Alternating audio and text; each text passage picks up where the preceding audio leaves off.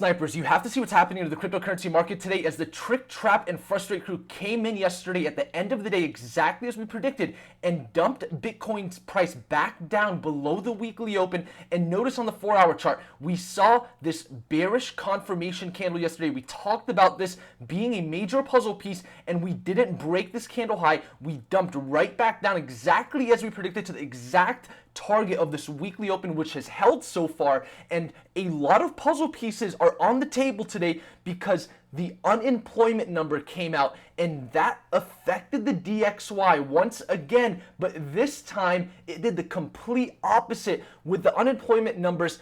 Adding new jobs to our economy has been a lot slower than expected. And so even though we saw the jobless claims count yesterday take the DXY back up with this bullish engulfing candle, that was completely erased today with the DXY coming back below this weekly open, and that caused the S&P 500, notice here, to come back above the weekly and monthly open, and that changes the environment for Bitcoin and the total cryptocurrency market because this is an extremely important time that we're in right now. It's a very transitionary phase as we head into Q3 and Q4, and notice how this total cryptocurrency market cap chart is still hanging on to home base at this 20-week moving average. And now that the environment is coming back in the favor of the bulls, because when we see a calm DXY, that allows traditional markets and the cryptocurrency market to continue to see price discovery. We have a lot of puzzle pieces to talk about today because the schematics are very clear at this point, and we all know that as we head towards the end of this triangle into the apex, it becomes more and more likely for Bitcoin to see continued sideways price action if we're beyond 70% of the apex of this triangle. And what that means is we're going to be following the path of least resistance for the most part. In my opinion, when there's low volume, the path of least resistance is always going to be sideways to a little bit higher. And so that's not a bad thing. But when we look at what's happening to Ethereum, notice how despite the weakness in Bitcoin, Ethereum still hanging on to this channel support, where in the past, Ethereum has been an extremely fair asset in market value. And we can look at this Ethereum to Bitcoin chart and assume that we're seeing more strength in Bitcoin despite all of the volatility. We're maintaining ourselves when it comes to the ratio of Ethereum against Bitcoin. And this is a very bullish puzzle piece on the table for Ethereum. Are we going to see the decoupling effect that we've been talking about when it comes to Bitcoin? Of course, Elon Musk, after I said yesterday that we were most likely going to dump, ended up tweeting and causing the dump. But did he really cause it? The market will always try to find a reason to attach to any sort of market movement. But the real truth to it is everything that happens in the market is extremely complex, but for the most part, it's 10% technicals, 10% fundamentals, and 80% emotion. So we have a lot to cover today. You guys are watching the Snipers channel. My name is Naeem Al-Obeidi. Remember to smash the like button for the YouTube algorithm. Let's hit 500 likes. I'm here at Bitcoin Miami 2021, the largest Bitcoin conference in the world, with Charles Hoskinson and a lot of my friends like Jeremy Gardner, the founder of Augur, Brock Pierce, the founder of EOS. And so if you guys are in Bitcoin Miami, hit me up on Instagram. The link is in the description below. But first, let's cover what's happening to Bitcoin exactly as we predicted yesterday. We saw this confirmation candle, and the bulls took Bitcoin slightly above the symmetrical triangle for a temporary amount of time before the trick, trap, and frustrate crew came in at the opening bell. And you can see here, we saw this bearish candle form, and then of course we saw the job numbers get released yesterday, and that caused the pressure to this support level, and then eventually that ended up breaking. People are saying it's because of Elon Musk. I made the video before Elon Musk tweeted yesterday saying that we were going to dump, and it's very rare that I make a video with a title saying we're going to dump. I got a lot of slack for it. I waited the 8 hours. I knew the daily candle was going to open at 8 p.m. Eastern time, and guess what happened? We saw this dump, and we broke the monthly open. I told you guys this was an extremely important level. We addressed the level here on the 4-hour chart. Notice this candle low here, 37,320, and we have this monthly open here, 37,300, within 20 bucks of the number on our chart. Of course, this is actually a trading view indicator. It's just called the daily, weekly, monthly open. I highly recommend you use it. So we addressed this as a major level, and then the next 4-hour candle broke down. We addressed the $36,500 level, and every body so far of this 4-hour chart has closed at that $36,500 level. So that's a very positive thing. And I want to talk about why this could still turn out bullish. And so we tested the weekly open today. And remember, everything morphs from the smaller time frames into the larger time frames. We got the volume that we were looking for at the weekly open today. So that's a very positive thing. This was at market open. And this is also when new numbers were released today. And this time it was the opposite of the storyline yesterday. Yesterday we saw the jobs number come out, and we had the unemployment claims less than expected, the least amount of unemployment claims in the United States of America since the start of the pandemic.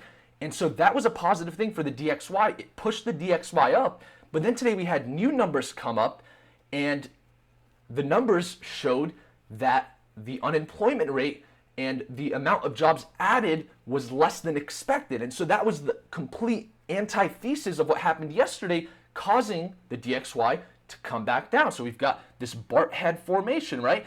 And so if we draw some eyes here and a smiley face, that's a Bart head. And so that's a huge puzzle piece on the table. We have to address this. Is this a good thing for the cryptocurrency market? Well, I'll tell you exactly what we're looking for here. And we'll look into more of the traditional markets, but here's what it comes down to for Bitcoin at this point. Because of the fact that we're overextending inside of the symmetrical triangle, you guys know the further you overextend, the likelihood of this continuing sideways becomes a lot higher. Doesn't mean we're going to come down. And I want to talk about that because the path of least resistance when there's low volume is not sideways to a little bit down. It's sideways to a little bit higher, especially a very bullish asset class, right? And so here's what we need to watch for when it comes to Bitcoin. It's very simple. At this point, we are in a no trade zone. And the reason I say that is I never trade 70% towards the apex of a triangle because at that point, it's becoming extremely overextended. For those in the Discord yesterday, we took a trade here and a long here at the monthly open for Bitcoin, and that hit all of our targets, over 10% profits, and we took advantage of the breakout. We joined the party early. I knew we came down to test this monthly open. So for those in the Discord group, you guys know we took this trade. We entered Bitcoin at 37,400, and we took advantage of the symmetrical triangle breakout. But the fact of the matter is we failed, and the breakout has broken down. And so now it's a no trade zone. It's not, all right, I'm going to go and try again. No, your risk increases vastly as we approach the apex of this triangle because we know there's going to be a major move here soon. And so the question is it going to be the upside or the downside? And right now, the traditional markets are starting to shift back in favor of the bulls and in favor of the path of least resistance for Bitcoin, which is sideways to a little bit higher. We're seeing a lot less pressure. And I'm going to talk about that in just a second. That could change. But for now, we have to address it for what it is today, not yesterday, not tomorrow. And so if Bitcoin continues to form these higher lows and we do not form any further lows at this point, I know I've said this before, but this is more important than ever. The $35,000 level is key, more than ever before. If we break down from 35,000 at this point, hourly and 4-hour candles, there's a very high likelihood we come down to test 24,000.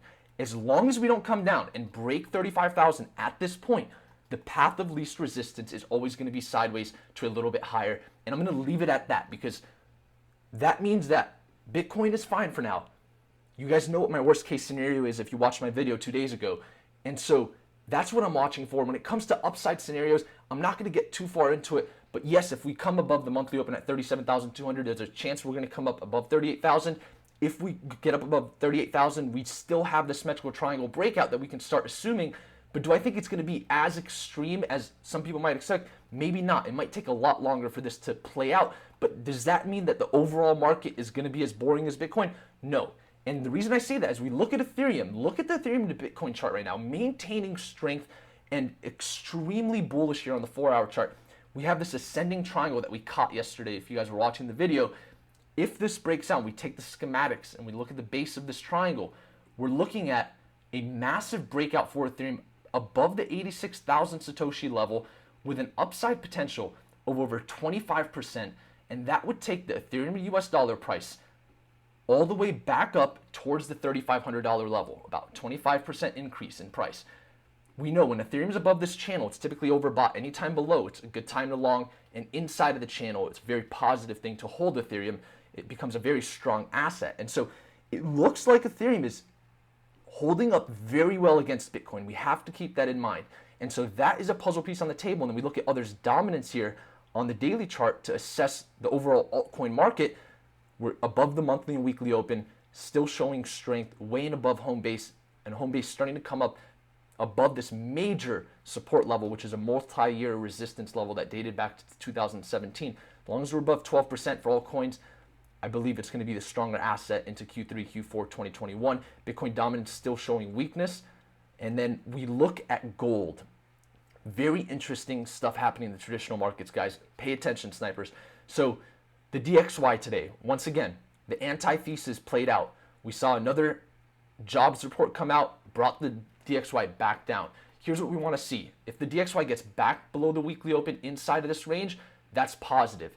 If we find support here and we continue further up, that will change the storyline, and that will be another puzzle piece we'd have to discuss in the future. For now, this is a pretty bearish candle.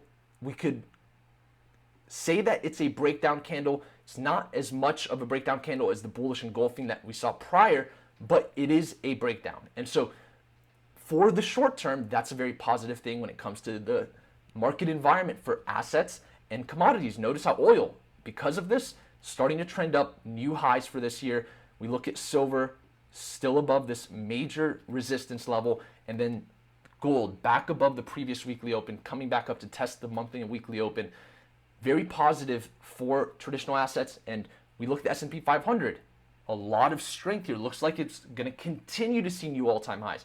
That would be the preferred environment we'd want to see to assume a healthy cryptocurrency recovery. And we look at this cup and handle. Let's monitor this for the gold to Bitcoin chart. But most importantly, this is what I want to leave you guys with. I'm going to head to the conference with Bitcoin right now. We are at a point where we have to address the fact that we're below the 200-day moving average, and we're not seeing the type of strength that we typically see. The volume has become a lot lighter for Bitcoin in the recent weeks. And we have to always remember the path of least resistance when it's light volume is sideways to a little bit higher. So if we see continued consolidation, as long as we're above 35,000, I'm totally fine with that. And so let's monitor the rest of the market and see how things play out. If you want to win one of my favorite books on investing, Principles by Ray Dalio, comment below and share this video. I'll pick one of you guys from our video yesterday. Dr. Kleiner says, you're a legend, dude. Send me a message on Instagram. You want a book. And with that, I hope that you guys enjoyed this video. I'm going to head over to the conference. I appreciate each and every one of you guys. I couldn't do this without you. And until next time, snipers out.